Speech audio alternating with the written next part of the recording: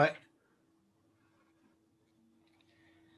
Bonjour, l'IRELP n'hésite en rien et a décidé d'opérer une mutation technique en organisant des conférences à distance, des téléconférences, des téléentretiens, mais en même temps, soyons modestes et soyons lucides.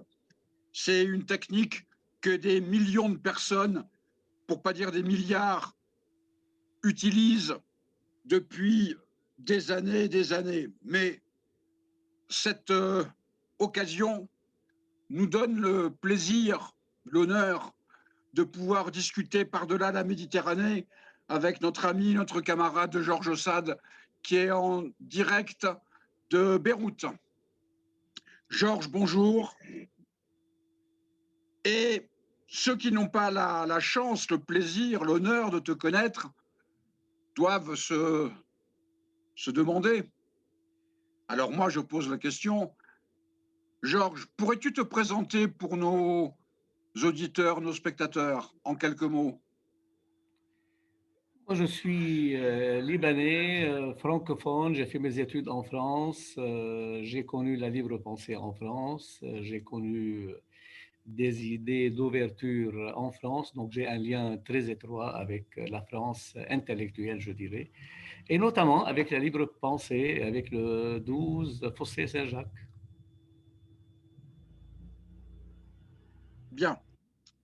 Quand on parle de libre pensée du Liban, pour nous, c'est obligatoirement, je dirais, faire référence à un colloque important d'un point de vue politique et d'un point de vue symbolique qui s'est tenu le 13 et 14 avril 2012 à Beyrouth, qui n'était pas un colloque massif, mais une centaine de participants quand même.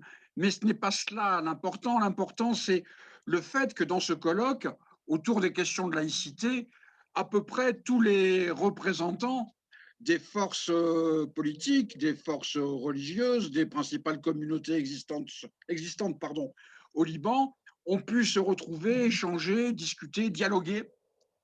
Et c'est considérablement important pour nous, puisque on nous présente trop souvent, et c'est trop souvent, le Liban comme une terre de conflit. Or, dans ce colloque, la discussion libre, ce qui ne veut pas dire que tout le monde était d'accord, bien au contraire, la discussion libre a pu avoir lieu et a pu commencer à adresser, je dirais, quelques pistes. Que s'est-il passé depuis ce colloque de 2012, Georges? Eh bien, ce colloque, bon, d'abord, était très important en soi, puisque on a reçu donc des gens de la libre pensée, et puis il y a eu pas mal d'assistance, donc des étudiants, des professeurs, des gens, etc. Et c'est vrai que la libre pensée, c'est pas rien qu'elle puisse venir au Liban et qu'elle puisse participer à des colloques. Je ne pense pas que ça se fait souvent dans ce pays, étant donné que la libre pensée est connue quand même par des positions euh, qui sont un peu choquantes pour un pays comme le Liban, qui est un pays confessionnel, religieux dans une grande mesure. Bref, le colloque a eu lieu. Et c'était une très bonne chose. Et au bout, il y a eu deux livres donc, qui sont sortis grâce aux efforts des Français, comme d'habitude de nos copains, donc un livre en langue arabe et un livre en langue française. Et ils ont été lus, on a eu beaucoup de contacts. Donc ça, c'est le côté très positif. Maintenant, évidemment, il y a des gens à qui cela n'a pas plu, des daïchistes, on peut dire, ou bien le sosie au Liban, et on a dû ramasser des poudres, je veux dire, de la part de ces gens-là. Et maintenant, à part ça, au niveau politique, rien ne s'est passé. La situation est toujours la même au Liban. C'est un pays confessionnel, mais non religieux, c'est-à-dire, contrairement à toutes les constitutions des pays arabes où l'islam est la religion d'État, au Liban, il n'y a pas de religion pour l'État libanais. Mais en même temps, c'est un pays dans lequel la religion a une grande importance. La répartition des grandes fonctions se fait selon l'appartenance confessionnelle, etc. Donc, on est toujours on vit toujours dans ce grand problème qui est le confessionnalisme. On a essayé, après les accords de Taïf en 1990, de déconfessionnaliser le régime politique en disant que dorénavant, seules les fonctions de première catégorie seront réparties confessionnellement et le reste non.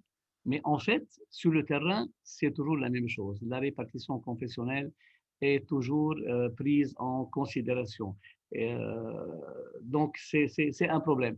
Et très rapidement, je veux dire que ça ne va pas se résoudre prochainement parce que c'est un problème de confiance, ou plutôt de méfiance entre les communautés religieuses, entre les communautés musulmanes, chiites, sunnites, mais surtout entre les communautés chrétiennes et musulmanes.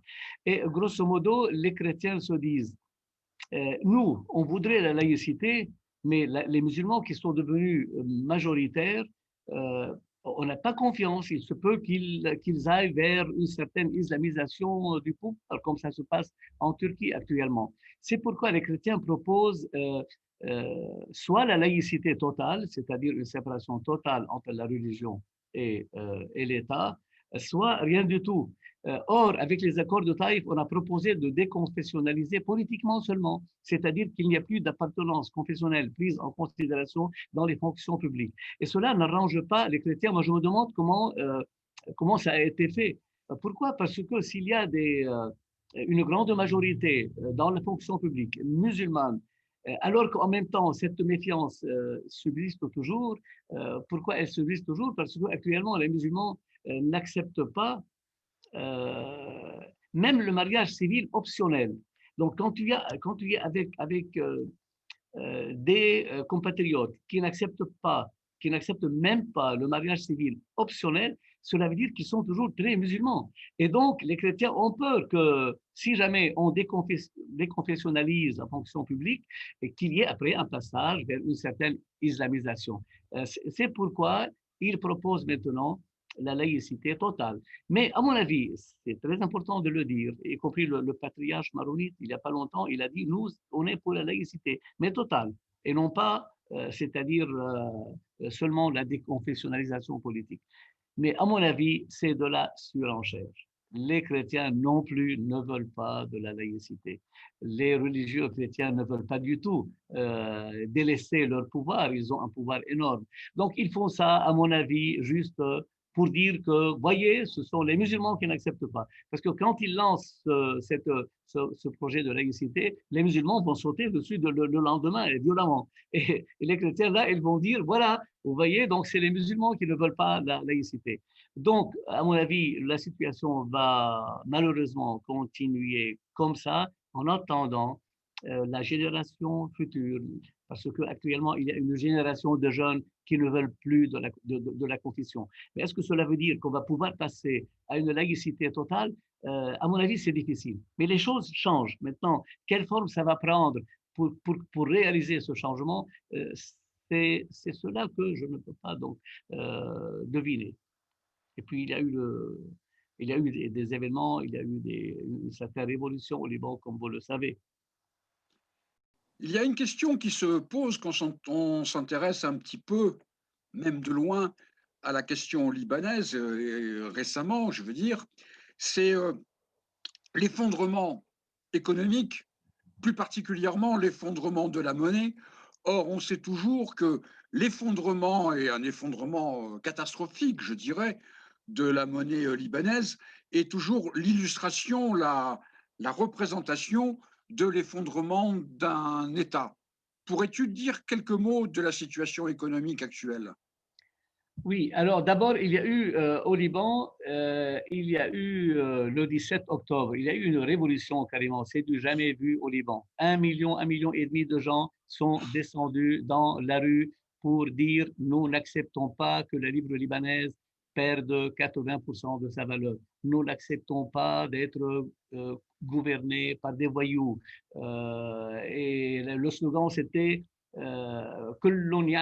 c'est-à-dire tous, c'est-à-dire sans exception. Ils sont descendus dans les rues. Maintenant, avec le COVID-19, etc., ça s'est calmé un peu, mais il y a eu vraiment une véritable révolution au Liban. Donc, on voyait la conscientisation des gens. Et c'est pourquoi moi, je pense que ça va changer. Il y a le avant 17 octobre 19 et le après 17 octobre. Mais comme j'ai dit, là, avec le Covid, avec la répression policière durant les manifestations, ça s'est calmé un peu. Mais ça va revenir et il y a toujours, en tout cas, des sit-ins et des activités militantes. Quant à la situation économique, à mon avis, il ne faut pas être docteur en finance pour comprendre un peu ce qui se passe. Lorsque, pour les gens, la dévaluation à 80% de la livre libanaise suffit pour dire que les ministres successifs des Finances ont échoué, suffit pour dire que les gouvernements ont échoué, suffit pour dire que le gouverneur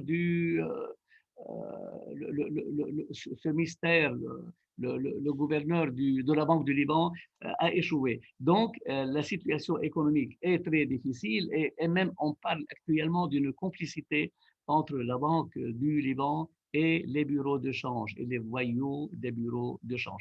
Si tu veux, Jean-Marc, très caricaturalement, je peux te dire la chose suivante. Au Liban, il y a un gouverneur de la Banque du Liban qui a été amené par Hariri. Bon, bon, on se demande maintenant pourquoi il n'est pas en prison. Il est responsable de tout ce qui se passe, et avec les gens qui sont autour de lui, évidemment.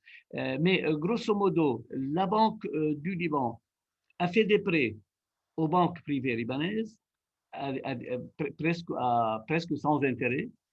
Les banques privées libanaises ont fait des prêts avec des intérêts pas mal pour les pauvres gens, pour acheter des voitures, des appartements, etc. Et puis en même temps, ces banques privées libanaises qui ont maintenant beaucoup de sous, ils ont fait appel aux dépositaires libanais de l'immigration pour venir mettre leurs sous avec des intérêts assez importants. Alors ces gens-là, ils ont mis leurs sous, puis après, il fallait donner de l'argent au gouverneur de la Banque du Liban parce qu'il n'avait plus beaucoup de sous. Donc, on a prêté la Banque du Liban de l'argent qui, elle, a donné tout cela à l'État libanais, c'est-à-dire au budget, au ministère, etc. Et c'est là où l'argent a été volé. C'est-à-dire, on peut dire qu'à 80%, l'argent est allé dans les poches. Et donc, il y a on le voit, il y a un effondrement parce il n'y avait plus de dollars dans le pays. Les banques privées ont chuchoté à leurs grands dépositaires que, bon, voilà ce qui va arriver. Alors, ces gens-là, ils ont amené leurs sous en Europe, en Suisse, dans les îles Comores, je ne sais pas où. Et puis, du coup, il n'y a plus de dollars dans le pays. Or, tout s'achète en dollars. Donc, du coup, le dollar a augmenté considérablement et la livre libanaise a beaucoup baissé parce qu'il n'y avait plus de liquidité de dollars. Et tout cela à cause de la corruption de la part des tenants de l'État libanais, tous les ministères. Il y a une très forte corruption au Liban et c'est ça le problème. Et c'est là où c'était le slogan, le principal slogan dans les révoltes, comme quoi il faut changer ces gens-là parce que cela suffit. Le gouverneur de la Banque du Liban pour moi, c'est le plus grand voyou, il est toujours là sur son poste depuis une trentaine d'années. Et puis le reste, les députés, le président de l'Assemblée nationale, ça ne bouge pas. Ils sont là et ils continuent, quoi. Donc, il n'y a pas une alternance de pouvoir. Et ça, c'est un problème vraiment important. Le Liban, pour terminer sur le plan économique, le Liban, c'est un pays, à mon avis, parasite. C'est un pays qui vit de la rente, de la spéculation.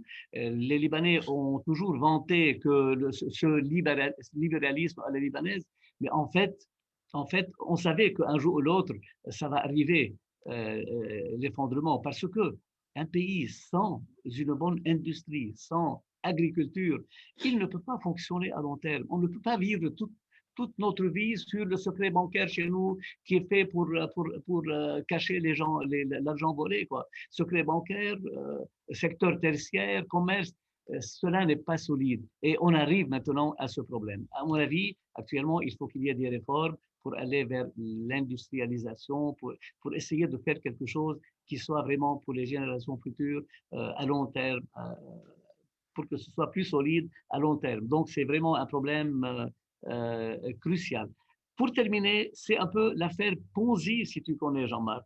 Ponzi, c'est le fameux Charles Ponzi de 1920 en Europe qui ramassait des sous et qui donnait des intérêts très forts aux gens. Tout le monde était content, ils mettaient leurs sous. Mais lui, il donnait cet argent de qui? Des nouveaux entrants, c'est-à-dire des nouveaux clients. Puis un beau jour, il n'y avait plus de nouveaux clients. Alors, il a été en prison. Bon, c'est interdit par la loi, ça. À mon avis, ce qui se passe au Liban actuellement, c'est un peu le Ponzi. C'est quelque chose qui ressemble beaucoup à cela. Donc, tout est, voilà, tout est mensonger donc, au niveau du jeu économique. À mon avis, hein, je le dis modestement, mais je pense que c'est un peu dans ce cadre-là. Tu as fait mention de la révolution du 17 octobre, et effectivement, elle est considérable. C'est un tournant dans l'histoire du Liban. Cette révolution n'est pas venue de rien, dirais-je. Tout le monde a vu, tout le monde a été choqué, bouleversé par ces images des deux explosions sur le port de Beyrouth, détruisant la ville comme lieu d'habitation, si j'ose dire, avec des centaines de morts, détruisant toutes les infrastructures ou quasiment du port. Or, c'est le principal nœud économique du pays. Et ces explosions ne sont pas, je dirais, des explosions accidentelles. Elles révèlent la décomposition, l'impéritie, la corruption du régime, plus exactement la corruption, l'impéritie, la décomposition de l'État en tant que tel. Et il y a eu dans la foulée cette révolution, la population est sortie dans la rue disant que tout le monde doit partir, les voyous, etc. Et tu as insisté, je pense qu'il faudrait revenir là-dessus, parce que c'est quelque chose qui est considérable pour l'histoire du Liban, mais qui, de mon point de vue, est extrêmement important dans l'histoire mondiale actuelle, c'est la place de la nouvelle génération qui ne supporte pas la situation faite. Au Liban, la situation confessionnelle, mais pas uniquement, on le voit dans des manifestations partout dans le monde. Pourrais-tu revenir en un mot, donc en un mot, façon de parler, sur cette révolution du 17 octobre? Oui, bon, tu as évoqué aussi l'explosion, pour dire un mot, l'explosion, mais c'est le numéro 3 ou 4 dans les catastrophes mondiales, on l'a dit, je pense. Et bien, malgré cela, cela fait 5 mois et on ne sait toujours pas jusqu'à maintenant qui est responsable. Et il y a des problèmes de contentieux juridique, il y a des problèmes avec le magistrat qui tient la chose maintenant et qui est plus ou moins menacé, etc. Donc, c'est important de constater qu'une explosion de cette ampleur, 200 tués, 6000 blessés, on ne sait pas jusqu'à maintenant qui est responsable. C'est vraiment quelque chose de pas supportable, je veux dire. Et tout cela parce que bon, comme tu as dit, la corruption, ils sont dans le pouvoir, tous ces gens-là sont liés. Personne ne veut divulguer des choses parce que c'est lui qui sera puni après. Et donc, il n'y a qu'une révolution contre tout le pouvoir, contre tout ce tissu qui gouverne. Donc c'est vraiment malheureux ce qui s'est passé dans cette explosion et les gens n'en reviennent pas. On ne sait toujours pas qui est responsable. Quant à la révolution du 17 octobre, moi j'ai participé à pas mal de manifestations et j'ai vu tout à fait que la nouvelle génération coupe radicalement avec les générations anciennes. La génération nouvelle n'est pas du tout confessionnelle. La génération nouvelle, je veux dire, la génération nouvelle est très pro-occidentale et ouverte sur Internet, etc. N'est plus dupée, je veux dire. Et moi, je compte beaucoup. Je crois qu'il n'y a que cela qui va sauver le pays. C'est cette génération future, cette jeunesse, surtout qui n'est pas confessionnelle et qui va faire le pas. Et il y a aussi, dire un mot sur la France, sur la francophonie. La France essaie de regagner sa place au Liban. Elle ne veut pas laisser le Liban. Alors, Emmanuel, il fallait voir Emmanuel Macron quand il est venu au Liban. il a été accueilli, mais comme Che Guevara, quoi. Carrément, hein. Bon, je m'excuse hein, de te le dire, mais c'est comme ça. Le Liban, pour le Liban, Emmanuel Macron est venu au moins pour pousser les autorités publiques à faire des réformes. Mais il les a insultés, il parlait avec eux comme une bonne sœur dans une école, et il disait rien, ils étaient là tous, du président de la République jusqu'à tous les ministres, tous les députés, et en leur disant, dans un mois, je reviens et il faut que ces réformes soient faites, etc. Et puis, bon, non, c'est juste pour dire que la France a toujours cette aura au Liban, cette importance. Et c'est une bonne chose, franchement, de ce point de vue-là, je veux dire. Maintenant, cela ne veut pas dire qu'ils ont fait tout ce que Emmanuel Macron a dit. La preuve, c'est que jusqu'à maintenant, on est sans gouvernement et il n'y a pas eu de réformes, sauf de légères réformes qui ont été faites, à mon avis, seulement pour pouvoir accéder après à CEDRE et aux aides qui vont venir, donc le FMI, etc. Ils essaient de faire des choses, mais ils n'ont pas répondu positivement à ce qu'a demandé Macron. Donc, pour revenir, je répète, il y a le avant 17 octobre et le après 17 octobre. Maintenant, quelle forme ça va prendre et comment va être réalisé ce changement, ça franchement, on ne peut pas le deviner. Mais il y a un changement qui se fait, et surtout au niveau de la nouvelle génération. Tu as parlé, et tu as eu raison, de la place d'Emmanuel Macron. En même temps, il faut distinguer les choses. Qu'il y ait, c'est normal, une coopération, une estime, une amitié entre les peuples. C'est une réalité, il faut s'en féliciter. Mais le rôle d'Emmanuel Macron n'était pas celui-ci, il n'était pas dans le but de, à mon avis, dans le but de faciliter le rapprochement entre les peuples, tout au contraire, de mon point de vue. L'État s'effondrant, il fallait que l'impérialisme, dans des conditions limitées, l'impérialisme aille au secours, comme a dit très justement un journal français, Le Parisien pour ne pas le citer. Emmanuel Macron a bombé le torse, parce que quand même, quand on est la 6e ou la 7e puissance impérialiste, autant dire qu'on n'est rien. Mais pour revenir sur les questions d'avenir, et ce sera notre dernière question, nous estimons que la solution est dans la séparation entre la religion et l'État. Pourrais-tu, nous en dire plus? Oui, mais avant, j'aimerais répondre à ce que tu as dit sur Emmanuel Macron. Moi, je partage, bon, tout à fait, comme tu me connais, je partage tout à fait ce point de vue. Bon, la France a ses intérêts au Liban, mais tout est relatif, je veux dire.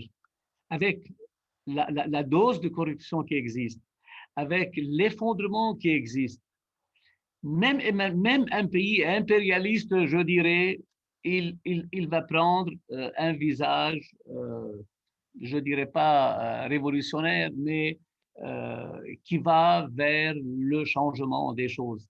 C'est le principe de la relativité. Emmanuel Macron, ici, pour les Libanais, à ce stade bien précis, euh, c'est un espoir quelconque. Maintenant, Emmanuel Macron, objectivement parlant, par rapport à la France, à ce que fait la France, on le sait très bien. Donc, ça, c'est autre chose, je veux dire. Donc, il y a deux angles. Deux angles. Et ici, les Libanais, bon, malheureusement, ils étaient tellement dans la mer, comme on le dit, à tel point que n'importe qui venait de l'étranger, eh ben, c'est pour eux un espoir. Oui, pour terminer sur la séparation totale entre la religion et l'État, moi je crois, d'ailleurs je le dis dans mes écrits souvent, il n'y a que cette solution au Liban, la séparation totale entre la religion et l'État. Et je dis toujours, puisque de toute façon ça va arriver, puisque c'est déterministe, qu'on le veuille ou pas, pourquoi ne pas aller nous-mêmes vers cette séparation? Pourquoi ne pas provoquer les choses? Pourquoi attendre? Ça va arriver, qu'ils le veuillent ou pas, les enturbanés, les religieux, qu'ils le veuillent ou pas, ça va arriver. Donc, c'est la seule solution, donc, à mon avis, pour le Liban. Mais, comme l'a dit un des copains là, qui est mauvaise langue, il m'a dit oui, ok, mais à condition que s'il y a une séparation totale, la méfiance va continuer à exister entre les chrétiens et les musulmans parce que les chrétiens au Liban vivent dans un océan de musulmans, la méfiance existant toujours. Il fallait, Georges, est-ce que tu peux nous amener une force intérimaire gardienne de la laïcité, mais il faut qu'il soit là tout le temps pour que, pour qu'il n'y ait pas un retour en arrière. Mais bon, il le disait en rigolant, mais c'est vrai que même s'il y a une laïcité totale, il faut résoudre le problème de méfiance par rapport à l'islam en général. Je ne parle pas des musulmans libanais, mais en général, l'islam, même en Turquie actuellement, il y a un retour. Il faut voir cela, je veux dire, c'est clair. Donc, il faut trouver une solution à ce problème. Si tu veux que je termine, un dernier mot à dire. Fossé Saint-Jacques, c'est très important en France. Pour moi, c'est le fleuron de la France. Et je ne peux que citer des noms de gens, des copains, des camarades qui m'ont beaucoup appris, et des grands lutteurs pour la démocratie, pour l'humanisme. Christian Eichen, Roger Lepex, Michel Gaudichaud, Jean-Sébastien Pierre, le président actuel, et puis toi aussi, Jean-Marc Schiappa, le directeur de l'Institut de recherche et d'études de la libre pensée. Franchement, pour moi, il faut continuer. Vous nous devez une grande reconnaissance. Continuez, continuez, continuez dans votre lutte et merci beaucoup pour m'avoir accordé cet entretien. Mon cher Georges, c'est nous qui te remercions. C'était à la fois extrêmement intéressant, mais je n'étais pas inquiet. Et bien évidemment, c'était un plaisir à la fois politique et personnel. À bientôt, Georges. Au revoir.